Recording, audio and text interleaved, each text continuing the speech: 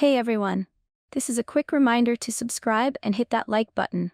It lets me know that you are enjoying my content. Also, feel free to drop your suggestions for future stories in the comments below. Thank you for listening, and let's dive right in. I woke up to the sound of my phone buzzing somewhere on the nightstand. That heavy, insistent kind of buzz that slips into your dream and yanks you out by the collar. At first, I thought Dave's phone was going off too. It had that extra hum in the air, like two devices were having a panic attack together. But when I reached across the bed, his side was empty. No warmth on the pillow, no rustle of sheets, just the cold indentation where he'd been, or maybe hadn't been at all.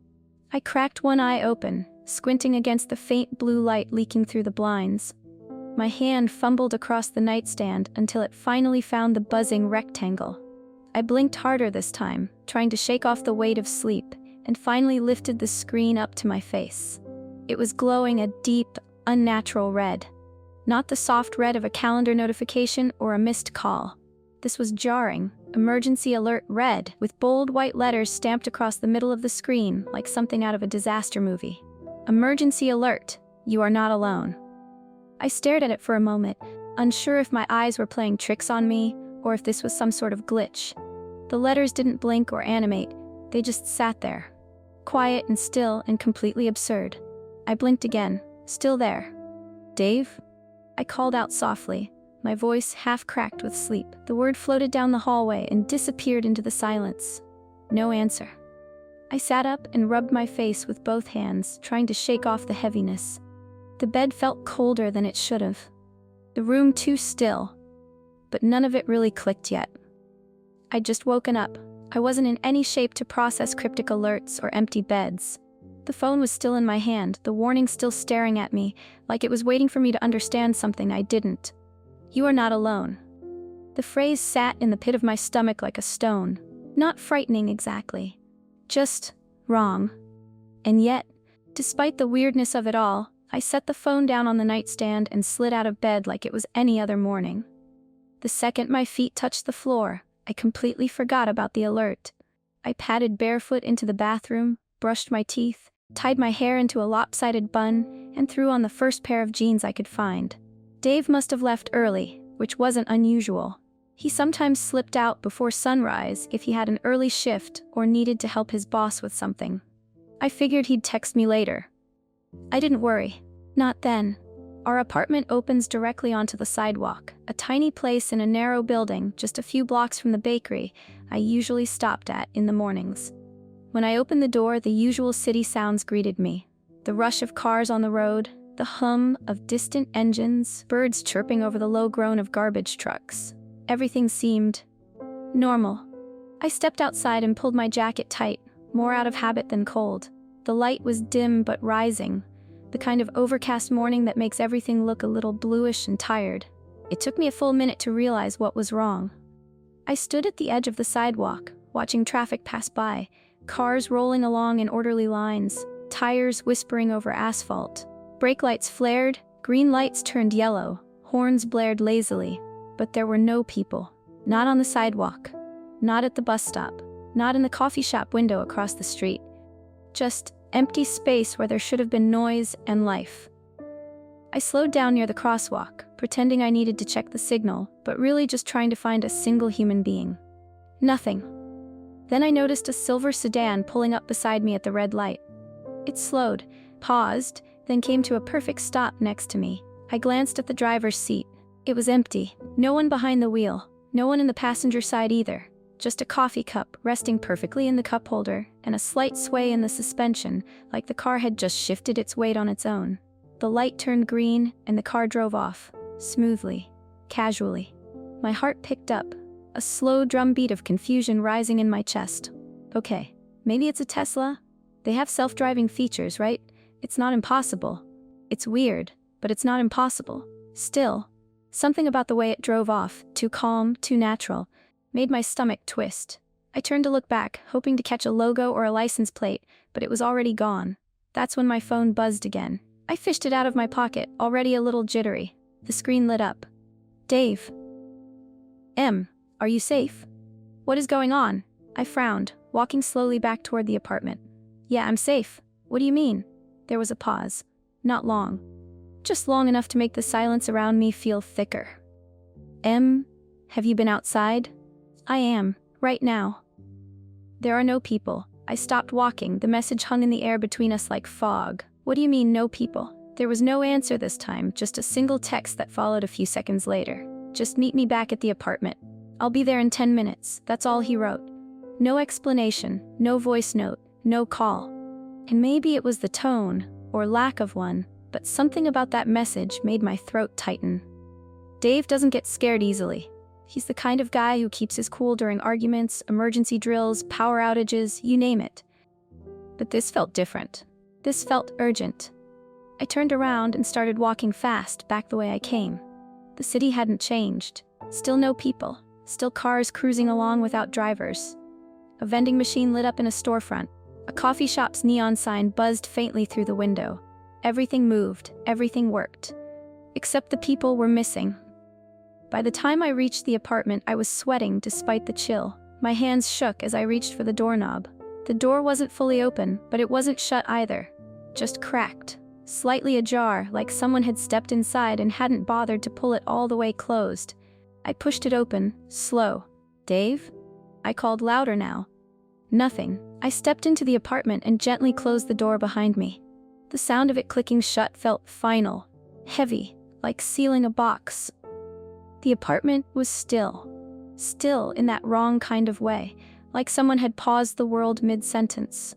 It wasn't silent so much as it was empty. Hollow. You could hear the hum of the fridge, the gentle tick of the kitchen clock, the occasional gust of wind brushing the window. All the right sounds were there. But it didn't feel like anyone had been in the space for hours, maybe longer.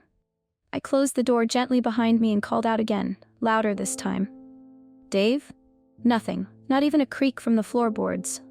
I moved through the apartment slowly, checking each room like I was playing hide-and-seek with a ghost. Our bedroom, exactly how I left it. The covers still kicked off on my side. The bathroom, dry, unused. The living room, quiet. The throw pillows Dave always hated still lopsided on the couch where I'd left them the night before. No sign of him. No jacket by the door. No shoes kicked off near the mat. No keys in the bowl we kept by the fridge. But I knew something wasn't right. I felt him here. That same gut feeling you get when someone's staring at you, even when your back's turned. That eerie pull in the air that makes your skin crawl for no logical reason. I pulled out my phone and texted him, fingers a little shakier than I wanted to admit. Where are you? The message sent. A few seconds passed. Then it buzzed in my hand. Dave. In the apartment. I stared at the text for longer than I should have. No, you're not. I just checked. You're not here. I held my breath, waiting for the 3 dots to appear. They didn't. But then, something moved. A soft thud like something had slipped off the counter in the kitchen. I turned slowly, eyes scanning the space. My pulse kicked up, fluttering in my throat. There was nothing at first, just the usual clutter on the counter. A crumpled napkin, a spoon, an old receipt. Then something shifted in my peripheral vision. A mug. It wasn't on the counter anymore. It was hovering. Suspended in midair, like someone had picked it up and was casually sipping from it. Except there was no hand, no arm, no outline. Just the mug, tilted slightly. I stood frozen, eyes wide, brain stuttering. The liquid inside, Dave's coffee, I realized, began to slowly drain. Some of it spilled midair, splattering onto the counter, but the rest vanished like someone was drinking it. I didn't move. Couldn't move. Then the mug gently returned to its place on the counter, landing with the same soft clink it always did when Dave set it down. And right beside it, his phone. It was lying flat at first, like normal, but then it lifted, no hands. It just rose off the counter, slowly turning toward me, the screen flickering to life. My phone buzzed again. I'm here, Em. I really am. I stared at the message, my skin prickling with goosebumps. I felt 1,000 things at once, relief, disbelief, terror, and something else I couldn't name yet. Something that sat too deep in my chest to reach. My fingers hovered over the screen before I typed back. I know. I saw you drink the coffee. Across the room, Dave's phone tilted like he was reading the message, like he was reacting. He was right there, but I couldn't see him, couldn't hear him, couldn't even feel him. My phone buzzed again. I looked down. It was a photo. I opened it slowly, my breath catching in my throat. It was a picture of my phone, floating in midair, from Dave's perspective. My hand wasn't visible, nothing was. Just my phone, levitating like his had, and beneath it one simple message. I think this is why there was the alert. My stomach dropped. The alert, the red screen, the white letters. You are not alone. It all came flooding back. The message I brushed off, the one I barely even read. I'd thought it was some weird glitch, something meaningless, but it wasn't, because we were still here. All of us. We just couldn't see each other. I looked at Dave's phone, still floating near the counter, glowing softly. It drifted a little closer, hovering beside me like it was trying to be near. I watched the screen light up with the dots. He was typing again. This is insane. I'm not sure what to do, Em. I can't really touch you either. I didn't know what to say. My hands were shaking a little now, not from fear exactly, but from the realization that we were trapped in something bigger than either of us could understand. We were still here, we just couldn't connect. I tried calling him, he answered, but there was nothing. Just static silence. Not even breathing. It felt like screaming into a vacuum.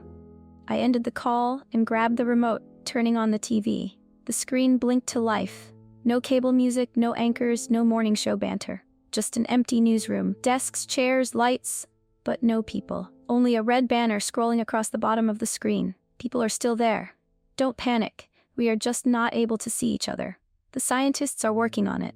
That was it. No further context. No voice.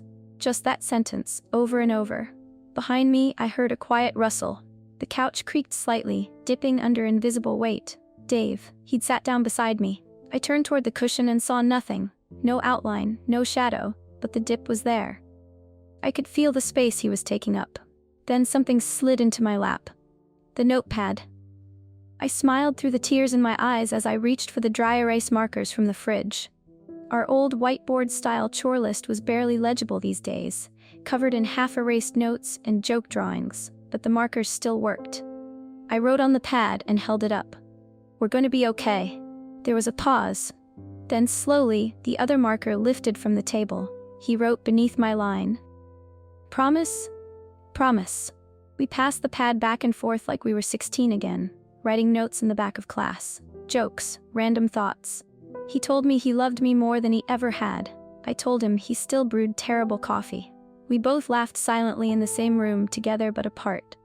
Later that night, I stood up and locked the front door. I threw the deadbolt for good measure. Not because I was afraid, really, but because something about all of this made me feel like the world had forgotten its rules. Like anything could happen now. The news still played in the background, that same line scrolling endlessly, looping like a warning label no one could explain. We didn't talk about it anymore. There was nothing else to say. We just went to bed. I lay down on my side of the mattress. The notepad floated beside me, still uncapped, as if he were waiting for me to say something else. I didn't, but I smiled, just barely, and closed my eyes. Even though I couldn't see him, couldn't touch him, couldn't hear his breath, I knew he was right there. And for now that was enough. I don't know what time it was when I woke up again, but it was still dark outside. The air felt heavier, like it had thickened overnight. It pressed against my skin, made the inside of the apartment feel just a little too warm, too wrong. Then I heard it. A deep, hollow boom from somewhere far away. It didn't sound like thunder. It was too sharp, too low, too real. I sat up in bed, heart already racing. Another boom followed, this one closer, and then another. I threw off the blanket and rushed to the window, pulling open the curtain with trembling fingers. And there it was. A skyscraper, maybe a mile or two out, engulfed in flames. Glowing orange and red against the black sky, the fire danced up its sides like something alive. I could see sparks and glass raining down from the higher floors, the flames swallowing everything in their path. I scanned the skyline. Another building was on fire. Then another. And another. The city was burning. I stood there frozen, staring into the chaos. There were no sirens, no helicopters, no shouts or screams, just the visual horror of it, silent and surreal, as if the world had muted itself. Behind me, the mattress shifted slightly. The notepad floated up beside me, hovering like it had been waiting. Words appeared, one line at a time, shaky and fast. What do we do, Em? I didn't answer right away. My mind was spinning too fast to form words. I just kept watching the flames leap higher and higher, turning everything familiar into silhouettes and ash. I lifted my shoulders in a helpless shrug, then remembered. Dave couldn't see me. I took the marker from the nightstand, wiped my eyes with the back of my hand, and wrote, "We have to run." The notepad dropped onto the bed like someone had let go of it too quickly. The sound snapped me into motion. Across the room, the closet door creaked open, hangers rattling against the bar as someone shoved clothes around in a hurry. I didn't need to see him to know what he was doing. Dave was packing, so I did the same. I grabbed my backpack from under the bed, tossing in whatever I could think of. Water bottle, granola bars, a flashlight, a pack of tissues, first aid kit. My fingers worked on autopilot. Every few seconds I glanced out the window just to make sure the world was still on fire. It was. I zipped up my bag and swung it over my shoulder. The notepad floated near me again. "Backpack on?" I scribbled back. "Yes, let's go." But then I hesitated. How were we supposed to stay together if we couldn't see each other? Couldn't hold hands, couldn't call out? I opened my mouth to ask the question out loud, but before I could, the storage closet, our little utility nook near the hallway, opened. A small object hovered just inside the frame. I squinted, trying to make sense of it. It looked like a thin disc of plastic, maybe 5 inches wide. But then it dipped toward the floor, and I realized it was spooling out thread. No, not thread, fishing line. Nearly invisible, it unraveled slowly between us, 5 feet. 6. Then, snap, the roll dropped to the floor. One end floated near me, like an invisible hand was offering it. I reached out and took it, heart pounding. Dave. He thought of everything. I wrapped the end around my wrist and tied it tight, double knotted it for good measure. Across the room, the other end hovered in the air for a few seconds, then it dipped out of view. He was doing the same. I gave the line a soft tug, and it pulled back. I gasped. The feeling of tension between us, real and physical, hit me like a wave. It was the first time I'd felt him since this started. Not just seen signs of him or read his handwriting or watched mugs float across the kitchen. This was touch. This was connection. I pulled again, gently. He pulled back, just enough to let me know he was still there, still with me. And just like that, the numbness broke. A sob caught in my throat and I let it out in a choking gasp, covering my mouth with my hand. The tears came fast. Ugly, hiccuping sobs that left me gasping and bent over, gripping the line like it was a lifeline. Because it was. I hadn't realized how scared I was until that moment. How deep the fear went. Not just of the world ending, but of being alone in it. Dave tugged again. Firmer this time. The door to the apartment creaked open. Smoke poured in. I coughed into my jacket sleeve, my eyes stinging from the sudden sting in the air. The line pulled again, gently, guiding me. I followed. Down the hallway. Down the stairs. The smell of fire was stronger now, sharp and toxic. It coated the back of my throat. Each time Dave tugged the line, I moved. He wasn't pulling hard, just enough to make sure I knew the way. I followed blindly, trusting him with every step. And then I tripped. Something in the stairwell, maybe a broken frame or someone's bag, caught my foot and I went down hard, scraping my hands on the concrete. I cursed under my breath and instinctively reached for the fishing line, but it had slipped from my wrist. Gone. "Dave," I shouted, even though I knew he couldn't hear me. The air was thick with smoke now. My chest burned. Then a thud. Something rolled toward me on the ground, knocking against my boot. A water bottle. His water bottle. It was tied to the fishing line, being pulled gently across the floor. My eyes welled up all over again. Even in the chaos, even in the fire, Dave had found a way to reach me.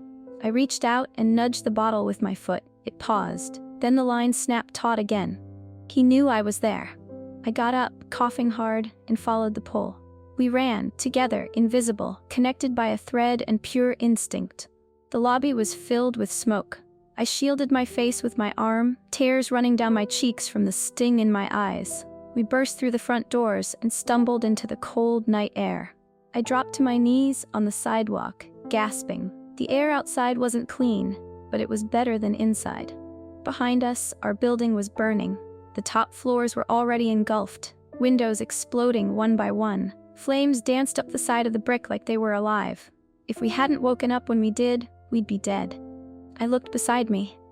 The water bottle was still there. I untied the fishing line, held it out to the air beside me. It vanished. Dave had taken it and put it back in his pack, which meant he was still right there, still holding the other end of the line.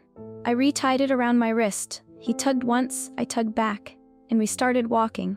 Not because we had a plan, not because we knew where we were going, but because staying still wasn't an option. Because the city was burning, and we were still alive. We walked for what felt like forever. I couldn't tell you how many blocks we passed or how long we'd been moving. There were no clocks anymore, no human voices, no footsteps but mine, echoing faintly on the pavement. Every building we passed was sealed up tight or half-burned, their windows dark, their signs flickering with glitching neon.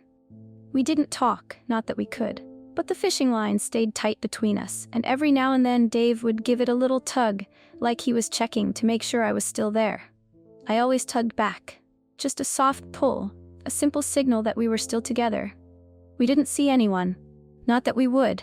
But sometimes a car passed, silent and smooth, headlights gliding across the road like ghosts. They all looked driverless, sleek and polished, like showroom models, except I knew someone was inside them. We were all still here. We just couldn't see each other. By the time we reached the edge of the city, my legs were trembling with every step. My mouth was dry. My brain felt like it had been left out in the sun too long. My body kept moving, but my thoughts were barely connected. Then I saw it. A motel, tucked beside the highway. Faded, 2 stories tall with a busted neon sign that once read Sunset Inn. Normally, it would have been lit up like a cheap Christmas ornament. But tonight, it was dark, quiet, dead. The string pulled, and I understood. Dave wanted us to stop. We crossed the cracked parking lot, weaving between a couple of abandoned cars. No people. No sound but the distant hiss of wind against the metal siding.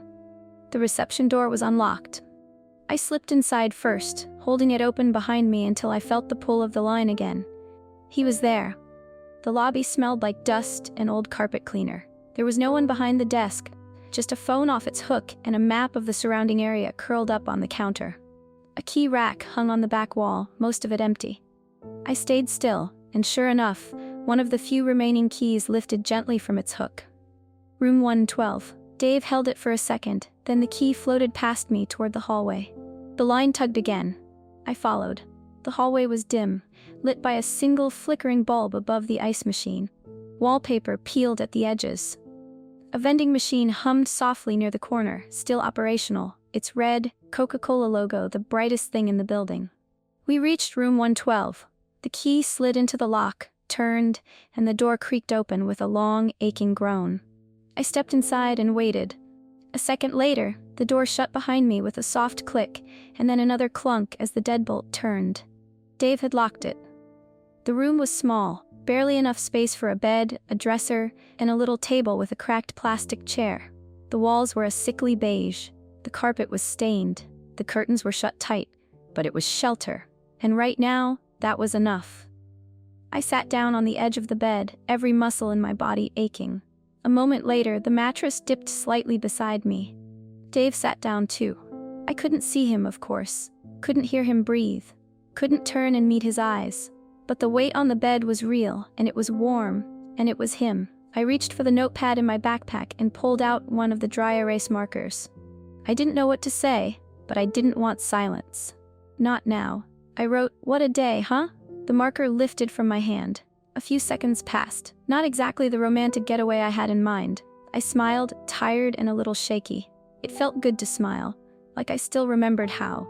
We passed the notepad back and forth, scribbling dumb jokes and quiet thoughts. I told him I was proud of him. He told me he never wanted to let go of the fishing line again.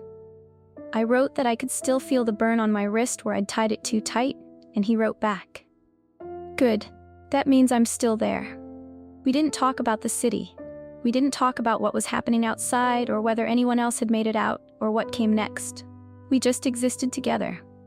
Invisible in a tiny, dusty motel room, sharing the kind of silence that only comes after everything else has been taken from you. Eventually, I lay down without taking off my boots. I was too tired to care. My jeans were stiff with ash and smoke. My jacket still reeked of the fire, but my eyes were heavy, and the bed, gross as it was the first thing that didn't feel like it might collapse under me. The fishing line was still tied around my wrist. I gave it a small tug, and there it was. Resistance. A soft pull from the other end. Dave, I smiled, eyes burning with fresh tears. The mattress dipped again beside me. I felt the faintest rustle of air, like someone settling in close. I didn't know if he was lying on his side or on his back or facing me, but I knew he was there. And even in this strange, broken world, I wasn't alone. I don't know how long we stayed in that motel room after we collapsed onto the bed. The clocks had stopped. My phone was dead. The only sense of time I had came from the color of the sky outside, pale gray to deep orange to pitch black, then back again. I think I slept. Not well, not restfully, but enough for hours to pass, enough for exhaustion to win out over fear. At some point in the night, I remember tugging gently on the fishing line, and it tugged back. That tiny resistance, that thread between us, it meant he was still there, still holding on. That was the last moment I felt okay, because the next time I woke up, something felt off. The room was darker than before and colder. I could see my breath when I exhaled, barely, but it was there, hanging in the still air. The fishing line was still looped around my wrist, the knot pressed into my skin like a second pulse. I tugged, no response. I frowned, tugged again, harder this time. Still nothing. I sat up slowly, the blanket falling away from my shoulders, and turned to look at the other side of the bed, and I saw it. A dark, wet stain spreading across the sheets. It wasn't dried. Not fully, not yet. Blood. It had soaked into the mattress, the pillow, the side of his pack that had been slung next to him. I reached out instinctively, my hand hovering in the air like maybe, just maybe. I was wrong, but when I touched it, my hand passed straight through. Cold, thick, real. I gasped and yanked my arm back, stumbling off the bed, dragging the fishing line with me. My breath hitched in my throat. I couldn't cry yet, not fully. My brain was still trying to make sense of what my body already knew. I tried the line again. Yanked it like a lifeline. Desperate, hard, nothing. I fell to my knees, the air around me cracking into pieces, the room suddenly too quiet. No creak of the bed, no shifting weight, no floating notepad. I was alone. For real this time. And the truth of it hit me like a knife in the chest. Dave was gone. Not missing, not invisible. Gone. I don't know how long I stayed on the floor, curled up against the side of the bed like a child. The line coiled near my knees, limp and useless. The silence felt thicker now, more aggressive, like the room was swallowing me whole. Eventually my eyes landed on the nightstand. The notepad was sitting there, right where he'd left it. There was a message written across the whole page in his handwriting. No gaps, no room left for replies. I'm sorry, Em. I had to get you out of the city. I fell on my knife while we were running out of the building. I didn't want to tell you. I didn't want you to panic. I don't think I'll make it. I can't stop the bleeding. It doesn't even hurt anymore. I love you. Take care of yourself. I held the page in both hands, trying to breathe, trying to blink, trying to do anything other than fall apart. But it was too late for that. The sob came like a gut punch. One, then another, then the whole flood. I cried until my voice gave out, until I collapsed against the wall, clutching the last words he'd ever write me. He hadn't told me. He hadn't said a word. He just kept going, walking, guiding, protecting me, while bleeding to death right beside me. Because that's who he was. Even invisible. Even dying. He had stayed with me. When I could finally stand, my body moved without asking.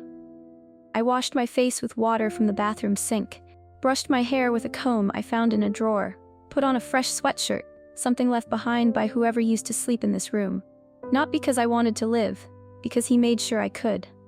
And that meant I had to try. I had to keep moving. I stepped outside into the motel parking lot, squinting at the gray morning light. The air was dry now, but the world was still empty, abandoned, as if the entire population had packed up and left without warning, leaving behind only their shadows. I walked toward the front office. The wind was louder today, whistling through the empty cars, pressing against the glass. I don't know why I went to the lobby. Maybe I needed food. Maybe I needed a task. Something that wasn't grief. Something that wasn't lying in a room filled with silence and memories. There was a vending machine by the entrance. Half cracked already, like someone had kicked it once, but didn't finish the job. I didn't have any coins. I lifted my elbow and slammed it through the remaining glass. The crash echoed across the parking lot like a shotgun blast. I didn't flinch. I reached inside, ignoring the jagged edges, and pulled out a protein bar. Then, another, a bottle of water, a bag of peanuts. I stuffed them into my backpack, not really tasting the idea of hunger, but knowing it would come eventually. I turned to head back to the room, my body aching in every possible way, physically, emotionally, spiritually, when I froze. There was something in front of me. Not a bag, not a note, a gun, perfectly still. But not alone. Someone was holding it, someone I could see, but he was not trying to say hello.